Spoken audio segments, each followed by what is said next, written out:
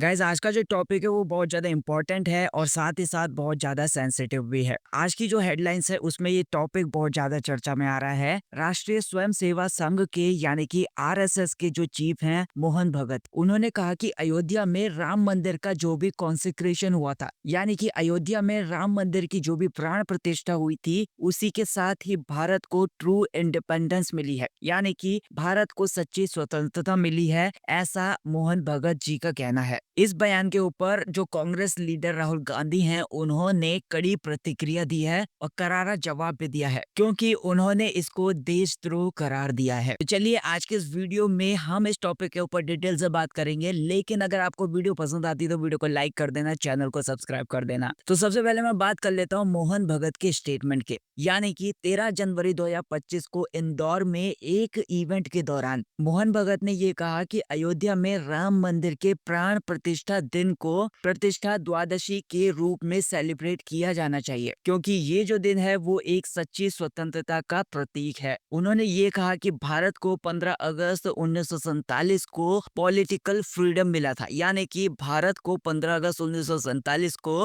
राजनीतिक स्वतंत्रता मिली थी, लेकिन राम मंदिर के प्राण प्रतिष्ठा के साथ ही देश की आत्मा की जो स्वतंत्रता होती है वो स्थापित हुई। अब इसके ऊपर राहुल गांधी का रिस्पॉन्स आया है। उन्होंने इस बयान के ऊपर कड़ी प्रतिक्रिया देते हुए कांग्रेस नेता राहुल गांधी ने ये कहा, मोहन भगत का ये जो बयान है वो देश के स्वतंत्रता संग्राम और जो भी कॉन्स्टिट्यूशन है, यानी कि जो भी संविधान है, उसका अपमान है। उन्होंने इसे देशद्रोह करार देते हुए ये कहा कि अगर ये बयान किसी दूसरे देश में दिया गया होता तो भागवत को गिरफ्तार करने के बाद उनके ऊपर मुकदमा चलाया जाता। अब राहुल गांधी ने ये भी कहा कि ये जो बयान है ये सारे के सारे भारतीयों का अपमान है, जिन्होंने स्वतंत्रता संग्राम में भाग लिया था या फिर स्वतंत्रता संग्राम में अपना योगदान दिया था। अब ये जो कंट्रोवर्सी है ये इस बात के ऊपर केंद्रित है कि क्या भारत की जो स्वतंत्रता थी 1947 में मिली या फिर राम मंदिर की जो भी प्राण प्रतिष्ठा हुई थी उसके साथ मिली है। अब मोहन भगत का ये मानना है कि राम मंदिर की स्थापना के साथ ही भारत की सच्ची स्वतंत्रता स्थापित हुई, जबकि जो राहुल गांधी हैं और दूसरे अपोजिशन लीडर्स हैं, उन्होंने इसे स्वतंत्रता संग्राम और जो भी कॉन्स्टिट्यूशन है यानी कि संविधान है उसका अपमान बताया, या फिर वो इस चीज को अपमान मानते हैं। अब जैसे कि हम सभी को पता ही है कि इंडिया का जो फ्रीडम स्ट्रगल रहा है वो हमारी हिस्ट्री में एक लंबा और संघर्ष से भरा हुआ टाइम रहा है, जिसमें लाखों लोगों ने अपनी जिंदगियों को दांव पे लगा दिया था या फिर उन्होंने अपने प्राणों की आहुति दी थी। 15 अगस्त 1947 को ब्रिटिश शासन से स्वतंत्रता प्राप्त की और 26 जनवरी 1950 को अपना जो संविधान था उसको अपनाया। संविधान जो है वो भारत की डेमोक्रेसी, सेक्युलरिज्म और जो सोशल जस्टिस है उसका आधार है। ऐसे में किसी भी बयान को जो स्वतंत्रता संग्राम या फिर जो भी कॉन्स्टिट्यूशन की महत्ता को कम करता है उसको गंभीरता से लिया जाना चाहिए। राम मंदिर का जो भी कंस्ट्रक्शन हुआ था, राम मंदिर का जो भी निर्माण हुआ था, वो इंडियन सोसाइटी के